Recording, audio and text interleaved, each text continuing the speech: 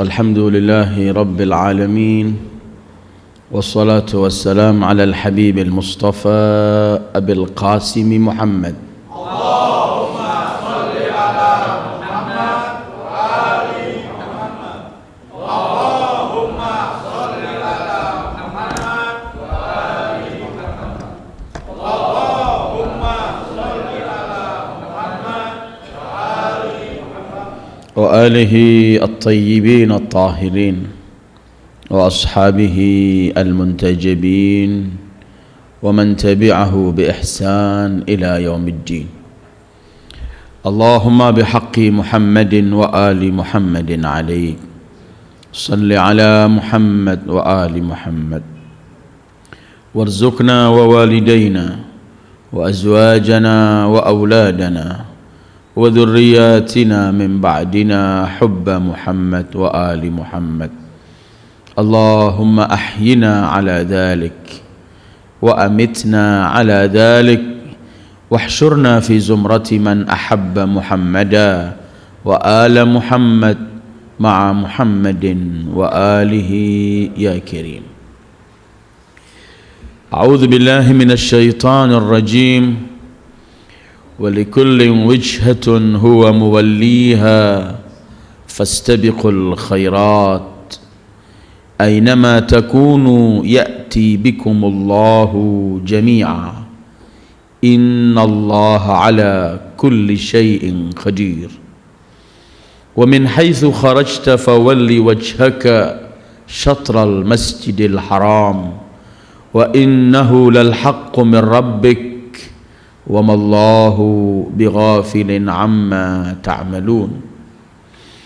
ومن حيث خرجت فول وجهك شطر المسجد الحرام وحيثما كنتم فولوا وجوهكم شطره لئلا يكون للناس عليكم حجة إلا الذين ظلموا منهم فلا تخشوهم واخشوني ولأتم نعمتي عليكم ولعلكم تهتدون.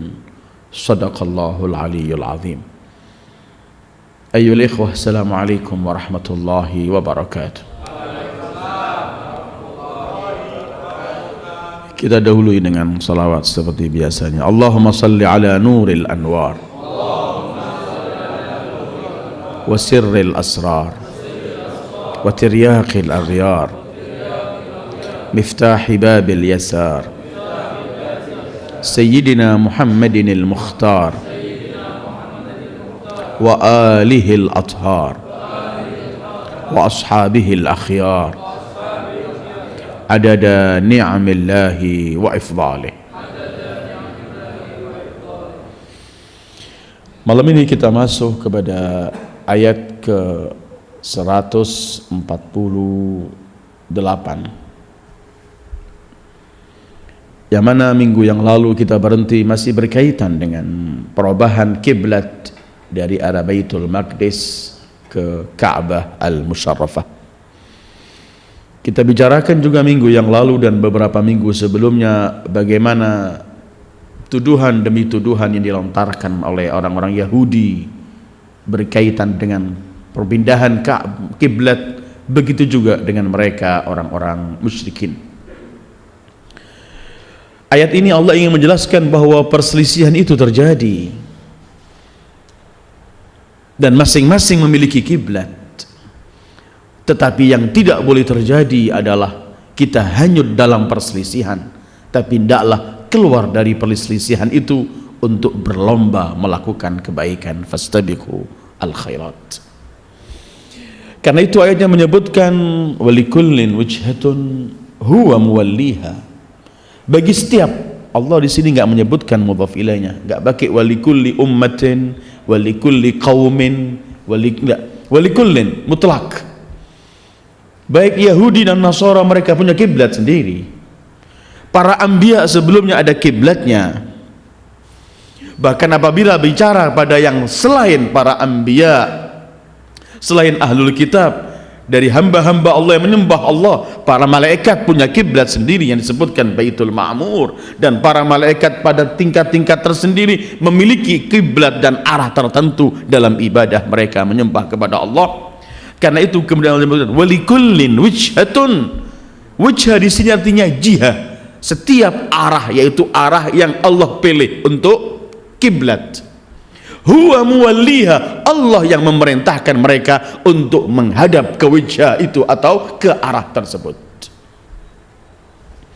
Atau bagi kaum muslimin tersendiri, bagi setiap kaum muslimin, mereka pun berada, jangan berbicara timur atau barat, selatan atau utara, tapi semua itu mengarah satu kiblat. Siapa yang mengarahkan? Huwa Allah muwalliha, Allah yang mengarahkan pada kiblat tersebut.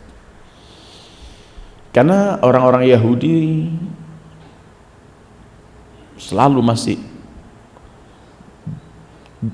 mengkritik kenapa perpindahan kiblat.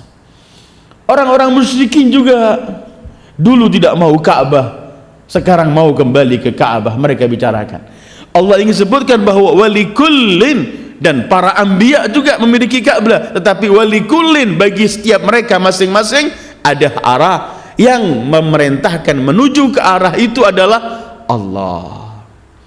Maka kiblat ke Baitul Maqdis atau kiblat ke selain Baitul Maqdis, yang menjadi mulia Baitul Maqdis menjadi kiblat itu menjadi mulianya bukan karena tempatnya saja, tapi karena Allah memilih tempat itu untuk kiblat. Tetapi Allah ingin menyudahi perselisihan, biar mereka dengan kiblatnya masing-masing. Tapi tidak boleh ayat ini diambil kemudian mengatakan walikullin wijhatun huwa min waliha, yang penting menghadap kemanapun dia menghadap. Ia ingin ke Baitul Maqdis silakan, ia ingin ke Ka'bah silakan, bukan ini ayatnya. Tapi Allah yang mengatakan bahwa masing-masing, dan apabila sebelumnya ada kiblat yang sana, semua itu sebenarnya yang mengarahkan untuk menghadap ke sana, kemudian pindah ke sini, semua itu yang mengarahkan adalah huwa Allah. Ketika mereka menghadap ke Baitul Maqdis atas perintah Allah, sekarang diperintahkan menghadap Ka'bah juga huwa muwalliha, dia Allah yang memerintahkan. Tetapi yang indah ayat ini, Allah ingin menyudahi perselisihan itu dengan firman-Nya, fastabiqul khairat. Istabiqu, berlomba di sini.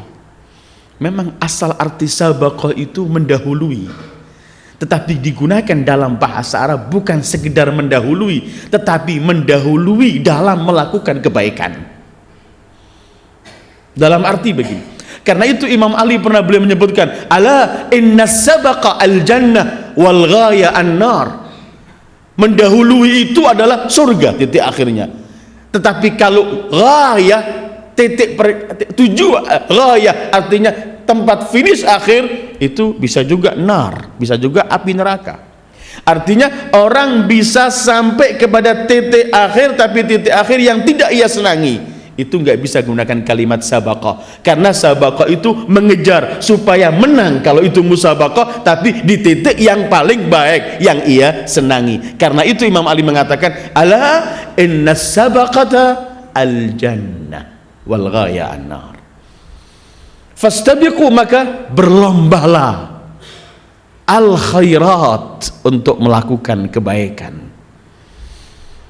Orang kalau sedang dan ini umum, perselisihan bukan cuma arah Ka'bah, arah kiblat, dan manusia juga tidak akan ada hidup satu warna, satu, enggak. Perselisihan itu biasa. Tetapi Allah menyebutkan jangan hanyut dalam perselisihan, putuskan perselisihan ini dengan berlomba melakukan kebaikan. Orang yang berselisih, kalau masing-masing berlomba ingin melakukan yang terbaik, akan padam tersendiri perselisihan itu. Karena setiap orang bukan ingin membangkitkan perselisihan, tapi ingin menampakkan perlombaan mereka dalam melakukan perbuatan baik. Fastabiqu al khairat, maka berlombalah untuk melakukan kebaikan. Al khairat jamak khair. Khair itu baik. Karena itu al khairat, dan Allah jamakkan. Karena itu al khairat itu umum, khair itu bukan cuma sekarang amal soleh, perbuatan baik, tapi segala sesuatu yang kita lakukan, ketika kita lakukan tidak bertentangan dengan Allah, dan ketika kita lakukan dalam rel dan garis Allah, maka itu khair, kebaikan apa saja. Jangan heran kalau kadang-kadang Allah menyebutkan harta itu khair dalam surat Al-Adiyat, innahu lihubbil khairi lasyadid. Selain manusia senang tampil baik, senang melakukan, ingin melampak baik dirinya, juga sebagian mufassir mengatakan hubbil khair di sini adalah al-mal. Karena harta itu semestinya bisa dilakukan untuk melakukan yang hal-hal yang paling baik kalau di tangan pemiliknya orang yang baik. Sebagaimana Rasul pernah bersabda, au fi maqal ni'mal malus salih fir rajulus salih. Karena itu kemudian fastabiqul khairat. Ada 180 kali Allah menggunakan kalimat khair dalam Al-Quran, yang kadang-kadang digunakan cuman isim, kadang-kadang sebagai sifat. Walau yu'ajjilullahu linnasi isti'jalahum bil khair. Kadang-kadang juga Allah gunakan sebagai kalimat tafdil, khair, tapi artinya lebih baik. Seperti Allah berfirman, fama atani Allahu khairun mimma atakum. Yang Allah berikan untukku khair, lebih baik.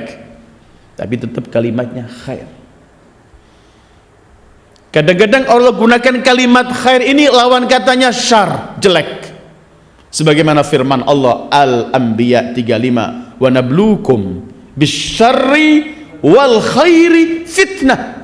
Kami akan uji kalian dengan kejelekan dan kebaikan, semuanya merupakan fitnah, ujian. Kadang-kadang Allah gunakan kalimat khair lawan katanya bahaya.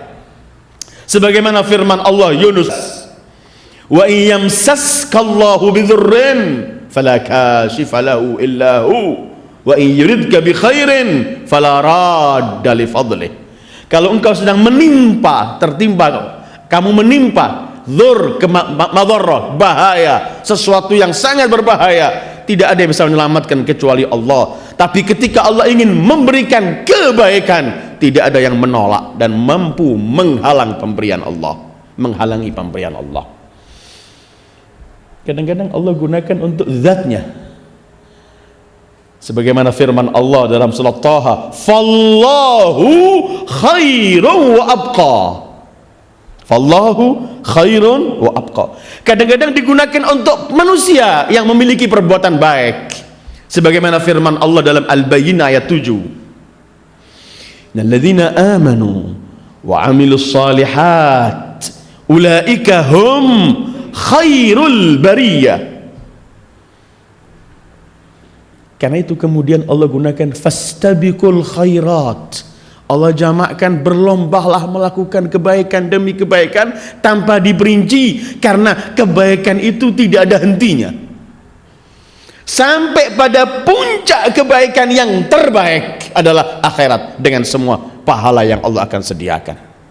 Bahkan Rasul pernah bersabda, ada yang lebih baik. Beliau pernah bertanya, adakah yang lebih baik dari kebaikan itu? Kemudian beliau menjawab sendiri pertanyaan, ada yang lebih baik dari kebaikan itu. Apa itu? Fa'iluhu, yang melakukan kebaikan itu dia lebih baik dari kebaikan itu sendiri. Allah tidak rincikan, tapi Allah sebutkan fastabiqul khairat, lakukan, berlombalah. Jadi kalau seakan-akan musabaqah begitu, usahakan sampai ke garis finish terdepan, menang. Dalam apa? Dalam melakukan kebaikan. Tidak perlu menuding orang, dia nggak pernah baik, dia juga cuman segini. Tidak memikirkan siapapun, tapi kita ingin fastabiqu, berlomba ingin melakukan kebaikan. Puncak dari kebaikan itu ketika Allah berfirman, wadarul akhiratu khair, atau walal akhiratu khairun laka minal ula. Tetapi ingin saya lewat saja dalam beberapa ayat Al-Quran, karena ayat ini Allah cuma jamakkan dan Allah gamblangkan, tidak dirinci. Fastabiqul khairat, berlombalah melakukan perbuatan baik. Akan saya lewat beberapa ayat Al-Quran yang seakan-akan menafsirkan fastabiqul khairat, apa saja khair itu dalam Al-Quran. Saya akan sebutkan mungkin 10 dengan ayatnya, tapi bukan ini semuanya, ada lebih dari itu, tapi sebagian. Antara lain yang khairat yang Allah sebutkan dalam surat ini adalah yang disebut-sebut baik oleh Allah. Apa saja? Pertama, akhirat. Wal akhiratu khairun wa abqa. Kalau fastabiqul khairat, kemudian salah satu arti khair itu akhirat, apa artinya? Ya, kita lebih banyak bersiap-siap untuk akhirat, karena akhirat itu adalah puncak dari arti kebaikan ketika kita membawa sesuatu. Kedua, iman. Iman itu kebaikan. Allah berfirman dalam surat An-Nisa ayat 170, fa'aminu khairan lakum, berimanlah dan itu baik untuk kalian. Ketiga, at-taqwa. Allah berfirman dalam surat Al-Baqarah 167, fatazawwadu fa inna khairaz zadi at-taqwa, mengambil bekal lah, dan sebaik-baik bekal adalah takwa. Artinya akhirat al-khair, iman itu khair, takwa itu juga khair. Kedua, rezeki, pemberian Allah, rizki Allah itu khair dengan semua arti rezeki. Bisa diartikan materi, harta, bisa diartikan ketentraman jiwa, keyakinan tambah kepada Allah, kemantapan dan semuanya. Tapi yang namanya rizki itu khair. Allah berfirman, Thaha 131, wa rizqu rabbika khairun wa abqa. Rizki, pemberian Tuhanmu lebih baik dan kekal. Kelima, sedekah. Fastabiqul khairat, termasuk kita juga disuruh berlomba untuk takwa, berlomba menguatkan keimanan, berlomba menabung untuk akhirat, berlomba untuk rizki Allah, kebaikan Allah, dan juga berlomba untuk sedekah. Yang kelima, Allah berfirman Al-Baqarah 280, wa antasaddaqu khairul lakum, kamu bersedekah ini baik. Artinya salah satu khairat itu, khair adalah sedekah, berbuat, memberi, membantu orang lain. Keenam, puasa. Puasa termasuk khair yang Allah perintahkan kita untuk berlomba. Ketika Allah berfirman dalam Al-Baqarah 184, wa antasumu khairun lakum, dan berpuasa baik untuk kalian. Ketujuh, sabar. Fastabiqul khairat termasuk adalah kita berlomba untuk mulai melatih diri sabar, karena sabar termasuk khair yang Allah perintahkan kita untuk kita berlomba. An-Nisa 25, Allah berfirman, wa antasbiru khairun lakum, kalau kamu bersikap sabar itu lebih baik untukmu. Kedelapan, as-sulhu, damai atau perdamaian, berkaitan dengan suami istri, berkaitan dengan ayah sama anak, berkaitan saudara dengan saudara, berkaitan tetangga dengan tetangga, berkaitan satu kelompok dengan kelompok, berkaitan satu negara dengan negara. Yang penting perdamaian. Allah berfirman dalam An-Nisa 128, wassulhu khair, damai itu baik. Termasuk fastabiqul khairat, ayat yang sedang kita baca, termasuk khair itu adalah mencari perdamaian, damai sama yang lain. Wassulhu khair. Kesembilan, al-baqiyatus salihat. Apa al-baqiyatus salihat? Amal-amal saleh yang akan nanti lihat nampak kesannya di akhir saat di dunia atau kelak di akhir saat di akhirat. Mutlak baqiyatus salihat, menggembirakan orang, menyelesaikan urusan orang, senyum sama yang lain, hal-hal semacam itu dan amal-amal saleh yang lain. Allah berfirman di dalam surat Al-Kahfi 46,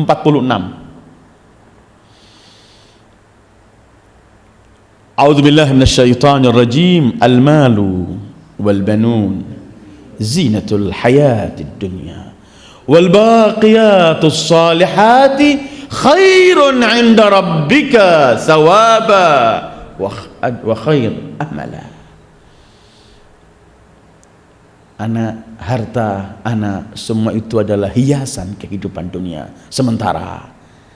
Melakukan amalan-amalan yang kelak akhir kehidupan kita atau di akhirat, beramal soleh akan nampak pada kita itu jauh lebih banyak di sisi Tuhanmu pahalanya. Ke-10, menghormati sya'airullah, hari-hari besar Allah, atau hari-hari yang mengingatkan kita kepada Allah, atau berkaitan dengan syiar-syiar Islam yang apabila kita besarkan akan menjadikan syiar Islam, perjuangan Islam lebih nampak, perdamaian lebih nampak, persatuan lebih nampak, yaitu kita bisa lihat dalam firman Allah Al-Hajj ayat 30, wa man yu'azzim hurumatillah fahuwa khairun lahu 'inda rabbih. Ini termasuk khair atau fastabiqul khairat, dan masih banyak contoh-contoh ayat-ayat yang lain bisa dikembangkan masing-masing. Tetapi ketika Allah menyebutkan masing-masing punya kiblatnya, tapi jangan hanyut dalam perselisihan, tapi yang sebaiknya selesaikan perselisihan dengan memperbanyak dan berlomba melakukan perbuatan baik. Karena itu dalam riwayat Al-Imam As-Sadiq beliau pernah menyebutkan, meriwayatkan hadis dari ayahnya sampai Sayyidil Wujudi Muhammad sallallahu alaihi wa alihi, yang artinya beliau menyebutkan bukan kebaikan, dan disebut baik itu bukan ketika hartamu banyak, anakmu banyak, bukan. Tetapi kebaikan itu ialah ketika amal solehmu baik, ketika kesabaranmu banyak, ketika amal solehmu banyak, ketika kesabaranmu baik, dan ketika kamu mampu untuk membanggakan dirimu di hadapan Allah karena ibadah-ibadah yang kamu lakukan, itu khair. Fastabiqul khairat. Jadi ayat ini likullin wijhatun huwa muwalliha. Masing-masing umat punya syariat sendiri. Masing-masing dulu para anbiya punya kiblat dan syariat sendiri. Tetapi yang telah dipilih oleh Allah untuk umat Muhammad Ka'bah. Tapi jangan hanyut dalam perselisihan ini. Carilah tujuan. Menghadap ke Baitul Maqdis, menghadap ke Ka'bah, ini pilihan Allah. Umat-umat terdahulu punya syariat dalam melakukan perintah Allah, meninggalkan larangan Allah, yang dihalalkan, yang diharamkan. Tapi semua tujuan akhirnya ialah memperoleh kerelaan Allah. Kamu sibuklah berkejar, sibuklah berlomba untuk mencari ketujuan itu, yaitu beramal soleh, al khairat, daripada hanyut dalam perselisihan yang tidak membawa kebaikan sama sekali. Ayat ini seperti firman Allah dalam surat Al-Maidah ayat 48, ada kemiripan dalam hal semacam ini. Allah berfirman, likullin ja'alna minkum syir'atan wa minhaja walau syaa Allah laja'alakum ummatan wahida walakin liyabluwakum fima atakum fastabiqul khairat. 48 surat Al-Maidah. Setiap umat kami berikan syariat dan tata cara melaksanakan syariat itu, minhaj. Apabila Allah berkehendak, Allah jadikan umat ini satu, sama semuanya. Tetapi tidak Allah jadikan semacam itu, karena Allah ingin menguji kalian dengan apa yang Allah berikan kepada kalian. Tetapi diakhiri fastabiqul khairat. Memang harus ada perselisihan, tetapi jangan hanyut dalam perselisihan, tapi hendaklah fastabiqul khairat. Ayyuhal ikhwah, perlu kita renungkan kadang-kadang ayat ini. Kadang-kadang kita ini menghabiskan energi, menghabiskan waktu, menghabiskan macam-macam karena sibuk dalam perselisihan dan membangkitkan lagi perselisihan-perselisihan yang sudah lewat waktunya. Apabila semestinya perselisihan itu kita yakini pasti ada, sebenarnya kita harus cuman nggak menyibukkan hal yang tidak pernah akan mampu kita jadikan satu, tapi hendaklah kita sibuk untuk melakukan perbuatan baik kepada siapa saja, sampai kepada orang yang berselisih dengan kita, kita selalu menampilkan kebaikan. Begitu juga tata cara yang diberikan oleh para a'immatul athhar ketika mereka melakukan kebaikan. Tidak pernah memilah-milah kebaikan. Semua kebaikan mereka lakukan untuk siapapun mereka itu, tetap memberikan kebaikan. Al-Imam Husain beliau pernah berkata, rahimallah Abu Dzar. Semoga Allah memberi rahmat kepada Abu Dzar, seorang sahabat Rasul yang mulia sekali di sisi Allah dan di sisi Rasulullah. Abu Dzar yang pernah kita bicarakan kekuatan imannya dan kecintaannya pada Rasulullah. Kata Imam Husain, Allah memberi rahmat Abu Dzar. Beliau pernah berkata, kata Imam Husain, kami berikan kebaikan kepada orang yang layak menerima kebaikan. Kami berikan kebaikan kepada orang yang layak menerima kebaikan. Tapi kami keluarga Muhammad, kata beliau, kami akan berikan kepada orang yang layak menerima dan yang tidak layak menerima, karena kebaikan dari kami bagaikan hujan, akan dinikmati oleh siapapun dalam di dunia ini. Bahkan beliau pernah mengata, berikan kebaikanmu kepada yang layak menerima atau kepada yang tidak layak menerima. Kalau ia layak menerima, maka kebaikanmu telah sampai kepada dirinya. Kalau yang menerima tidak layak menerima, tapi kamu layak melakukan kebaikan. Salamullahi alaih. Fastabiqul khairat. Berlombahlah untuk melakukan kebaikan. Kemudian Allah teruskan sebagai ancaman. Mau kemana kita kalau nggak berlomba kebaikan?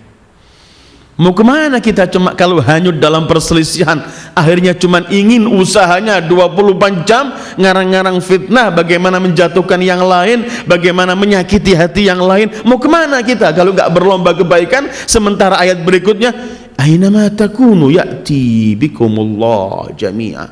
Dimanapun kalian berada, kelak kalian akan dikumpulkan oleh Allah. Semua kalian dimanapun akan menghadap kepada Allah. Menghadap untuk apa? Menghadap untuk mempertanggungjawabkan semua yang kita lakukan.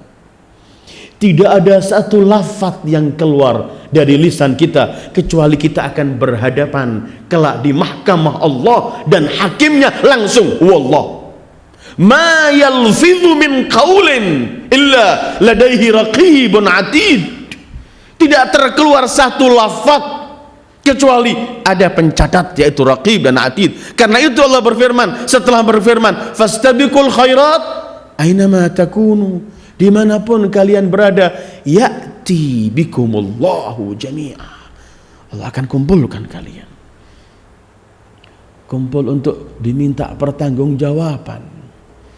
Wala taqfu ma laysa laka bihi ilm, inna sam'a wal basara wal fuad kul ulaika kana anhu mas'ula. Jangan mengikuti, jangan melakukan, jangan bergerak apapun dengan hal sesuatu yang kamu nggak punya ilmu dalam hal ini, karena pendengaranmu, penglihatanmu, lisanmu, akal dan semuanya kelak akan diminta pertanggungjawaban oleh Allah.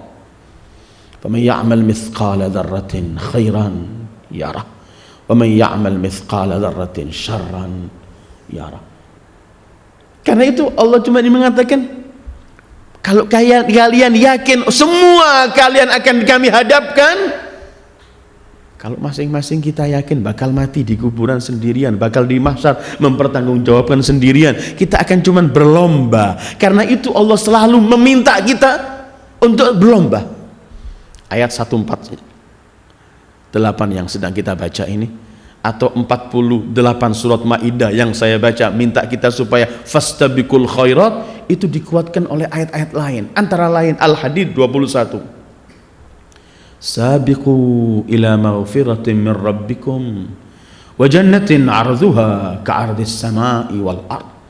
Berlombalah untuk memperoleh ampunan dari Allah. Kapan kita memperoleh ampunan? Ketika kita beramal saleh dan kita bertaubat kepada Allah, dan taubat itu termasuk adalah khair amal saleh. Berlombalah memperoleh ampunan dari Allah. Berlombalah untuk menuju surga. Kapan kita berlomba ke surga? Kalau kita beramal saleh dari takwa, iman, kemudian perdamaian, kemudian seperti yang saya sebut, semua bentuk amal soleh itu yang akan menjadikan kita masuk surga. Berlombalah memperoleh ampunan Allah, surga Allah yang luasnya antara satu surga dengan surga yang lain seperti luasnya antara langit dan bumi. Karena itu Allah memuji orang-orang yang beramal soleh dari kaum mukminin seperti dalam surat Al-Mu'minun ayat 61, ulaika yusari'una fil khairat wa hum laha sabiqun. Mereka orang-orang yang berlomba melakukan kebaikan dan mereka terdepan dalam melakukan kebaikan. Kalau mau jadi musabaqah terdepan, musabaqah dalam amal soleh, bukan musabaqah dalam hal-hal yang akan memperberat hisab kita kelak di akhirat. Wa na'udzubillah. Ainama takunu ya'ti bikumullahu jami'a. Ayat ini menunjukkan sudah tidak ada tempat lari bagi kalian wahai umat manusia. Semua kalian akan menghadap kepadaku, menghadap untuk mempertanggungjawabkan semua yang kalian lakukan. Kalau kita berlomba melakukan khairat, kita akan ketemu Allahu ketika di mahkamah Allah, kita akan menemukan Allah tampil dengan sifatnya Ghafurun Rahim. Tapi kalau kita tidak berlomba dalam amal saleh, berlomba dalam khairat, tapi melakukan hal-hal yang keji, kita semua akan dikumpulkan menghadap pada Allah, dan di mahkamah Allah sana kita akan menemukan Allah tampil dengan lahu azabun syadid. Fastabiqul khairat aynama takunu ya'ti bikumullahu jami'a. Ayat ini seperti dalam surat Nisa 78 ketika Allah menyebutkan kalian dimanapun kalian berada pasti mati akan datang. Bisa kita sembunyi dari mati? Allah berfirman, ainama takunu yudrikkumul maut walau kuntum fi burujin musyayyadah. Dimanapun kalian berada pasti akan dihampiri oleh kematian, walau di benteng-benteng yang amat kuat tetap datang kematian. Ayat ini seperti ayat-ayat lain yang pernah kita baca, mungkin dalam hadits ayat 4 ketika Allah berfirman, wa huwa ma'akum aynama kuntum. Wa huwa ma'akum aynama kuntum. Dia bersama kalian dimanapun kalian berada. Kalau kita yakin ia bersama kita, atau ayat lain, innallaha kana alaikum raqiba, Allah selalu mengintai, melihat kalian. Kalau kita yakini ayat-ayat ini, kita yang keluar dari kita akan fastabiqul khairat, berlomba. Tidak sibuk kita orang itu melakukan baik atau tidak, yang penting kita transaksi saja kepada zat yang kita akan dikumpulkan, dan dia mengumpulkan akan menagih atau meminta pertanggungjawaban amal kita. In khairan fa khair wa in syarran fa syarr. Ainama takunu yudrikkumul maut walau kuntum fi burujin musyayyadah.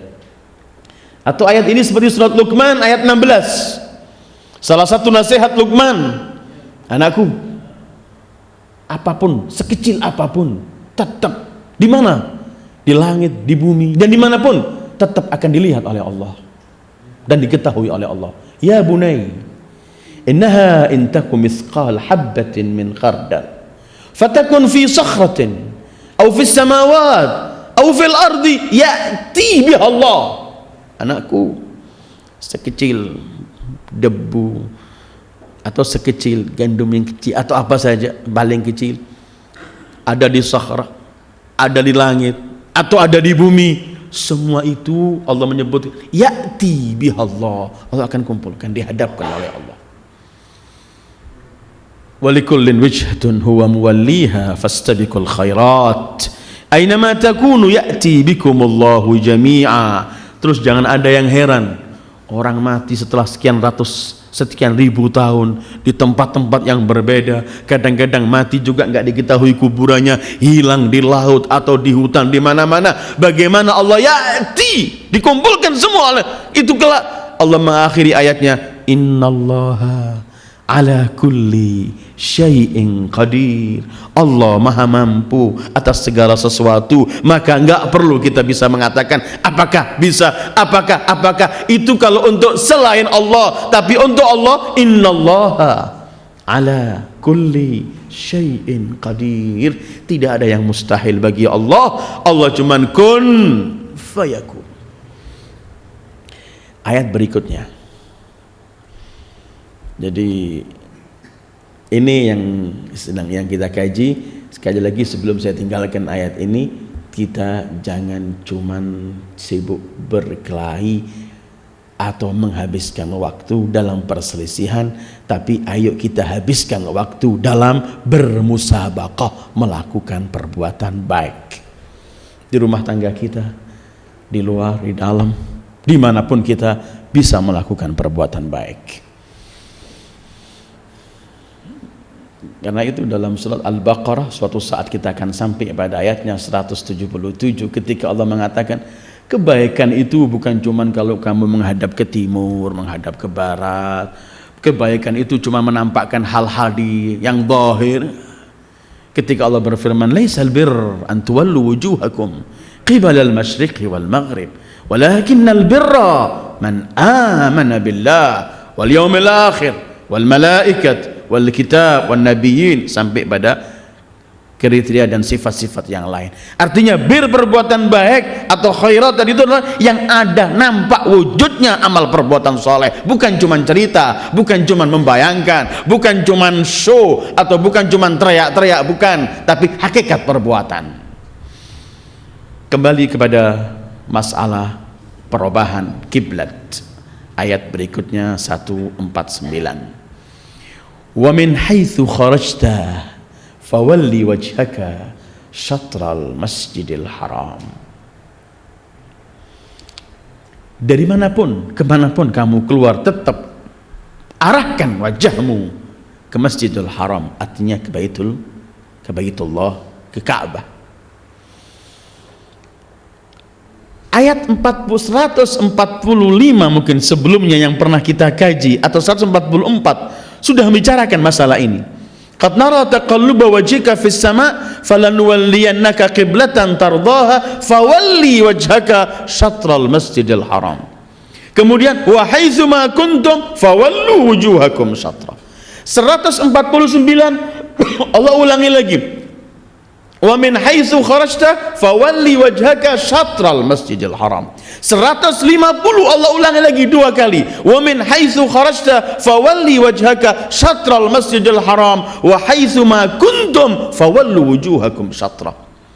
Jadi ada 5 kali ini. Kalau 149 sama 150 3 kali ulangan. Kedua khitab langsung untuk Rasulullah, ketiga khitab untuk seluruh kaum mukminin. Padahal dengan yakin kita, khitab yang untuk Rasul pun itu khitab untuk semua pengikutnya, pengikut beliau sallallahu alaihi wasallam. Wa min haitsu kharajta fawalli wajhaka syatral masjidil haram wa innahu lal haqqu min rabbik wa ma Allahu bighafilin amma ta'malun. Allah ulangi 3 kali ini, pasti ada sesuatu. Kalau di ayat pertama, yaitu ayat yang kita kaji 144, itu Allah menyebutkan seakan-akan Allah mengatakan palingkan wajahmu ke kiblat karena ini yang kamu senangi. Kan Allah dahului, qad nara taqalluba wajhika fis sama falanuwalliyannaka qiblatan tardaha. Ini kan wajah yang kamu jihad atau kiblat yang kamu senangi. Sekarang alihkan wajahmu ke sana sesuai dengan kesenanganmu, wahai kekasihku Sayyidil Wujud Muhammad. Kemudian di ayat itu juga 144 yang kita baca, selain kesenangan Rasulullah, Allah menyebutkan di ayat itu bahwa orang ahlul kitab itu pun mereka mengetahui bahwa kiblatmu itu ke arah Ka'bah. Ini ulangan pertama. Ulangan kedua dalam 149 Allah ingin menyebutkan bahwa dimanapun kamu berada, arahkan ke Ka'bah, ke kiblat yaitu ke Ka'bah, karena innahu lahaq, itu yang paling benar dalam ketentuan Allah. Kalau yang pertama kesaksian ahlul kitab, kalau ini kesaksian Allah bahwa innahu lahaq, ini yang benar.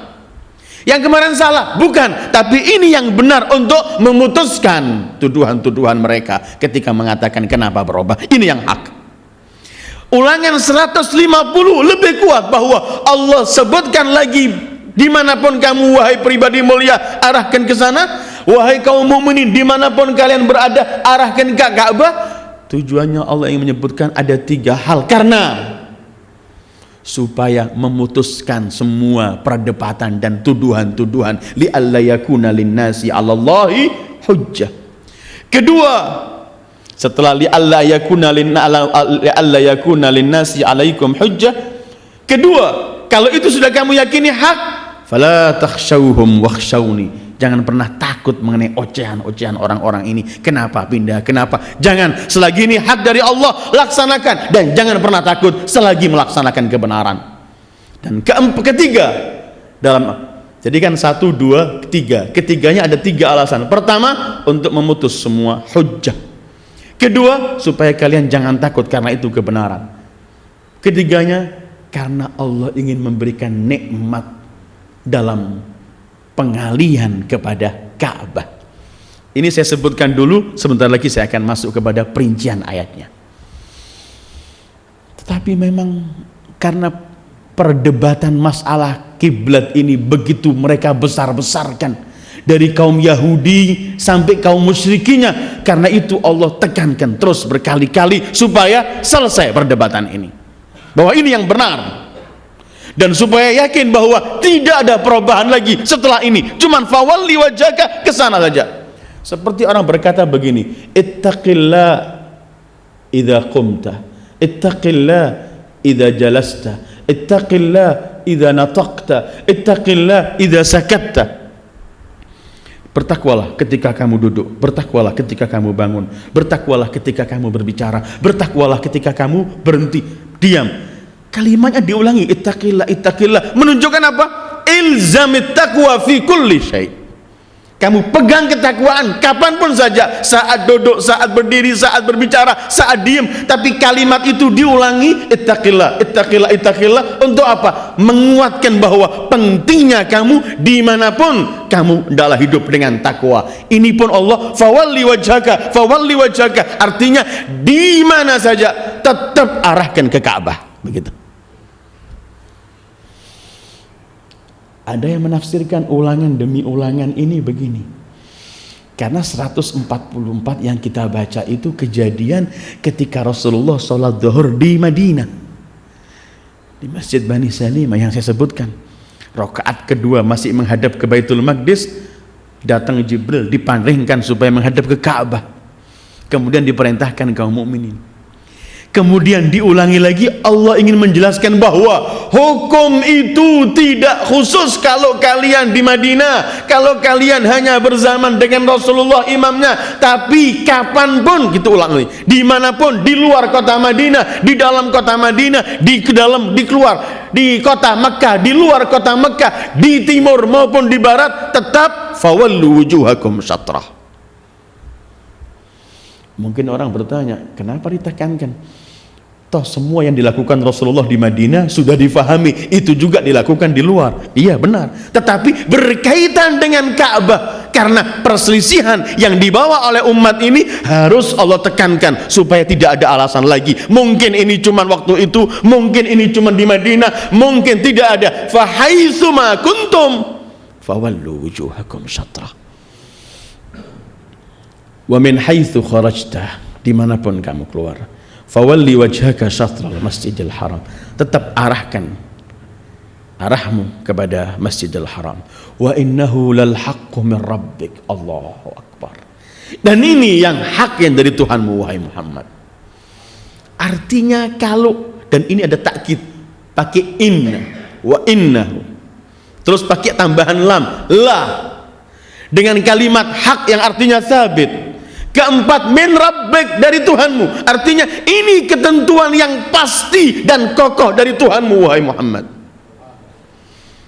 Ini takkid semacam ini menunjukkan sudah tidak ada perselisihan. Jangan mereka berkata dulu menghadap Baitul Maqdis, sekarang menghadap Ka'bah, sebagaimana kemarin bisa berubah, besok juga mungkin masih berubah dari Ka'bah ke kiblat yang lain. Jangan juga musyrikin mereka berkata, dulu tidak mau menghadap Ka'bah, sekarang mereka menghadap Ka'bah, sebentar lagi Muhammad juga akan mengiyakan agama yang kita anut dan datuk moyang kita. Karena ini, untuk menjawab semua ini, Allah menyebutkan wa innahu dengan takkid la haq, lal haq, yang benar, kokoh, benar, dan min rabbik. Karena itu setelah mengatakan hak min rabbik, Allah mengakhiri ayatnya, wa mallahu bighafilin amma ta'malun. Allah tidak alpa dengan apa yang kalian lakukan. Artinya kiblat yang benar cuman mengarahkan ke Ka'bah, dan ini ketentuan dari Allah yang kokoh. Siapapun yang menghadap selain Ka'bah, maka dia keliru, melakukan yang batil, bukan hak. Dan Allah melihat mereka, tidak pernah lupa terhadap apa yang mereka lakukan. Fawalli wajhaka syatral masjidil haram wa innahu lal haqqu min rabbik wa mallahu bighafilin amma ta'malun. 149-nya Allah, 50 Allah ulangi lagi, wa min haitsu kharajta fawalli wajhaka syatral masjidil haram. Dimanapun kamu keluar, kamu pergi. Artinya Ka'bah itu kiblat kita di rumah atau kita sedang berlayar. Ka'bah itu kiblat saat kita di Jazirah Arabia menghadap kiblat langsung atau tidak. Ka'bah itu sentralnya yang dari timur ya ke sini, yang dari barat ya ke sini, yang dari utara yang menghadap ini, yang dari selatan, semua di sini. Wa min haitsu kharajta fawalli wajhaka syatral masjidil haram. Terus untuk semua, wa haitsuma kuntum. Bukan cuman waktu di Madinah, saat waktu la, wa haitsuma kuntum, seperti 4 yang sebelumnya, dimanapun kalian berada. Selalu ulangan itu sebagai takkid dan memiliki arti yang lain. Karena wa haitsuma kuntum di sini berbeda dengan wa haitsuma kuntum 44. Karena wa haitsuma kuntum di ayat 44 Allah ingin menyebutkan bahwa kenapa aku perintahkan kalian dimanapun berada menghadap ke sini? Karena ayatnya Allah menyebutkan wal innal ladzina utul kitaba la ya'lamuna annahu al-haq. Karena orang ahlul kitab tahu bahwa ini yang benar. Tapi wa haitsuma kuntum fawallu wujuhakum syatra, di ayat 150 ini tujuannya bukan untuk menjelaskan karena ahlul kitab tahu, tidak, tapi karena ada 3 hal. Dimanapun kalian berada harus menghadap ke Ka'bah. Kenapa? Ada 3 hal. Pertama, li'alla yakuna linnasi 'alaikum hujjah, supaya manusia tidak punya alasan lagi setelah ketentuan Allah ini. Hujjah itu dalil, nggak ada dalil lagi, cukup. Kedua, illal ladzina zalamu, kecuali orang-orang yang zalim tidak mau mengikuti dalil itu, biasa tinggalkan. Kedua, fala takhshawhum wakhshawni, kalau sudah ketentuan dariku dan sudah mematikan semua bukti-bukti dan tidak ada dalil lagi setelah ini, dan ini ketentuan, maka jangan takut mereka, takut saja padaku. Dan ini kaidah yang Allah selalu berikan untuk kita. Kalau mau ingin mengisi takut di hati kita, isilah takut hanya dengan Allah, bukan kepada selain Allah.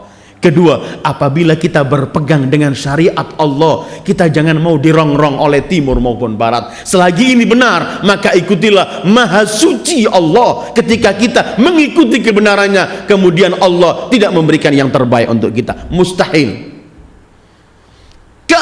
Ketiga, kenapa? Wali utimma ni'mati 'alaikum wa la'allakum tahtadun. Perubahan ini karena aku ingin memberikan nikmat kepada kalian dan agar kalian tetap hidup dalam petunjuk Allah. Coba kita berhenti pada 3 hal ini. Hujjah, supaya nggak ada dalil.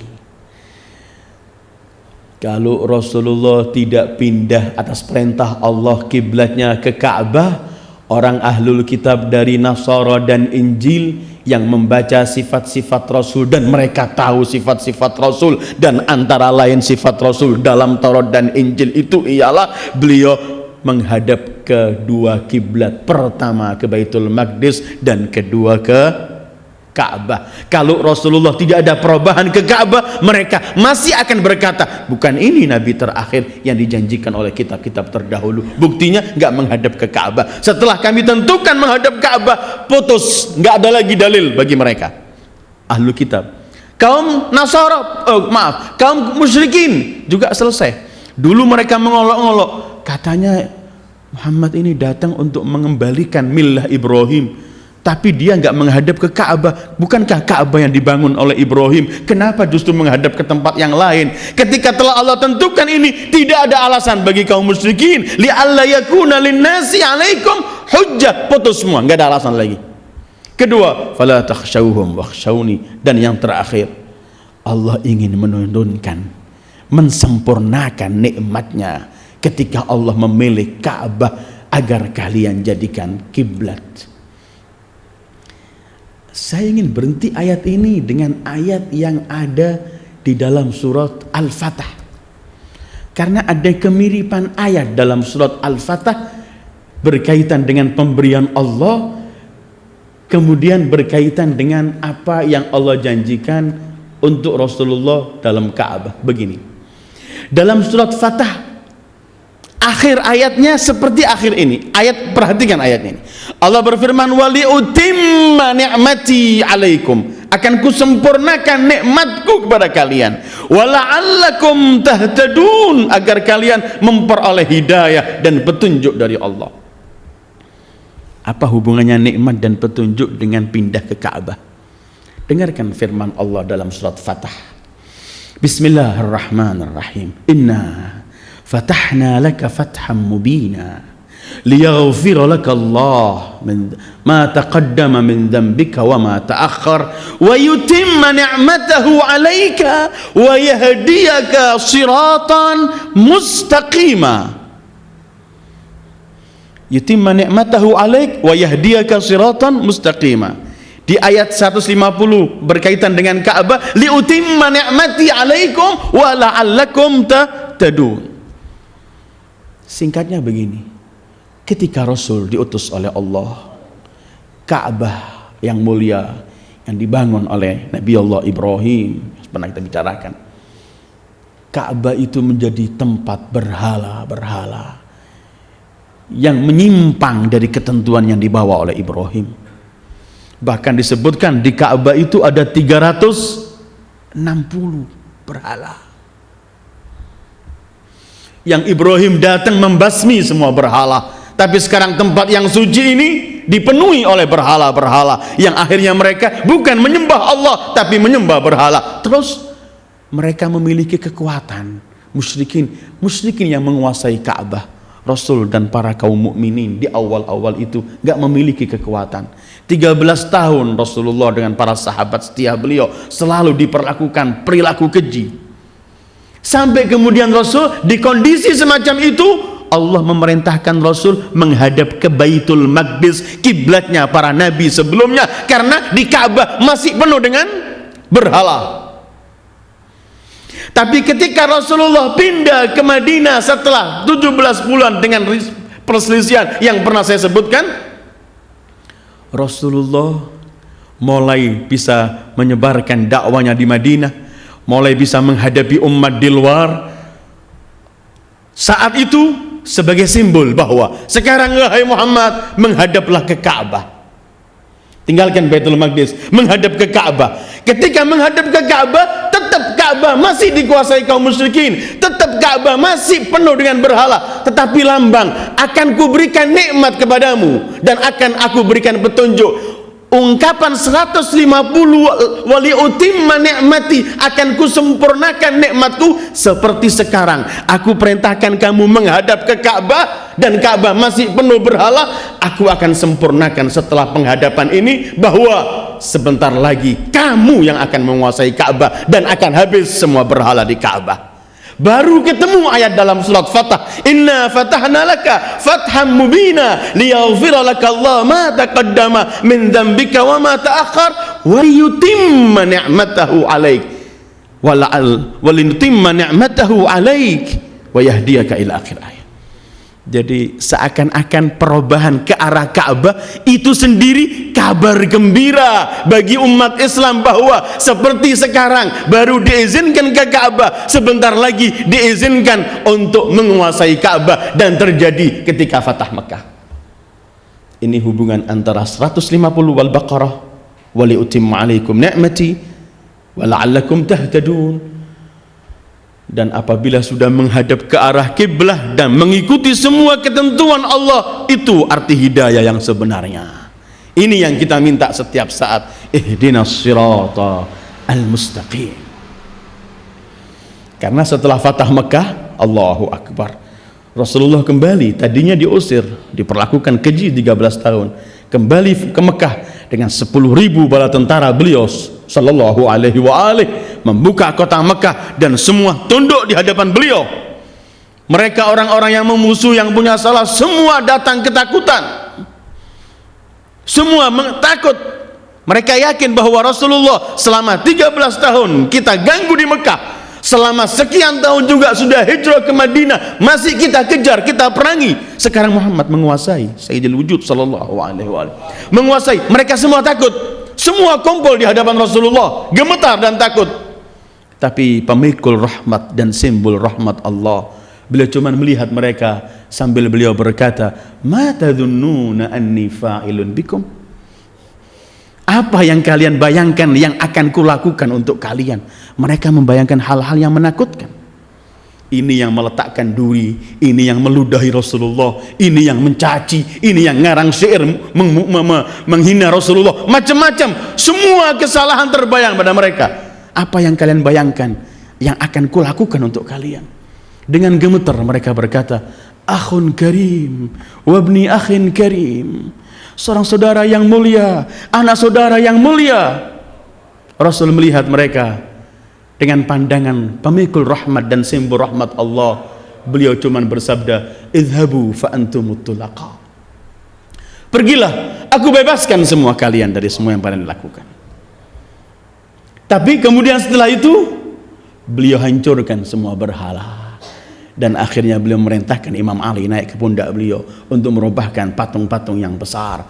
Setelah itu habis Ka'bah bersih dari patung, dan sampai hari ini dan sampai insyaallah hari kiamat tidak ada patung yang berbentuk patung-patung seperti yang diletakkan oleh umat jahiliyah. Wa liutimma ni'mati 'alaikum wa la'allakum tahtadun. Ini perubahan Ka'bah yang dari ini, perubahan kiblat yang dari Baitul Maqdis menuju ke Ka'bah.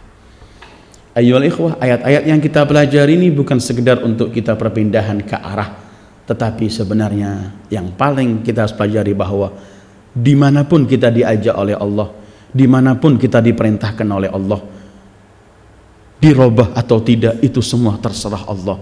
Kita sebagai hambanya cuman melaksanakan perintahnya. Kemanapun kita diarahkan, disuruh apapun, kita cuman sami'na wa ata'na. Kita tidak akan menawar ketentuan Allah dengan keyakinan bahwa yang ditentukan oleh Allah itu hak, wa innahu lal haqqu min rabbik. Setelah kita yakini ini, kita yakini bahwa ketika kita melaksanakan, pasti curahan nikmat Allah akan berikan pada kita, curahan bimbingan selalu Allah berikan.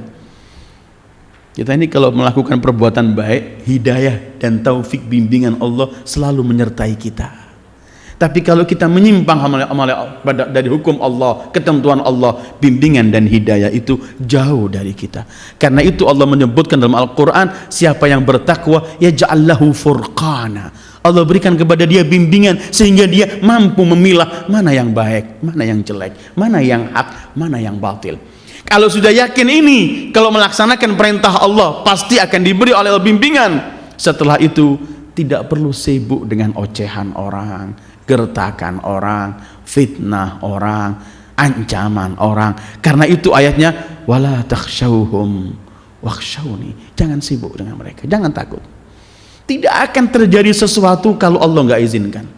Kalau Allah sudah izinkan, dari mana kita bisa menolak ketentuan Allah? Saya akhiri dengan seorang datang kepada Imam Ali, kemudian dia berkata, ya Amirul Mukminin, aku dengar ada satu qabilah ingin melakukan perbuatan jelek kepadamu, ingin membunuh engkau, maka berhati-hatilah engkau.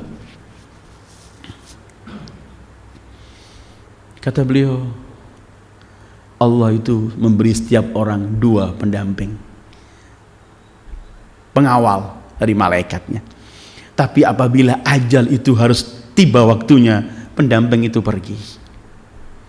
Jawaban 1. Kedua, di tengah-tengah peperangan beliau pernah diberitahu oleh para pengikutnya mengenai harus berhati-hati, harus menjaga. Beliau kemudian menjawab dengan 2 hal. Dari mana aku harus takut atau harus berhati-hati?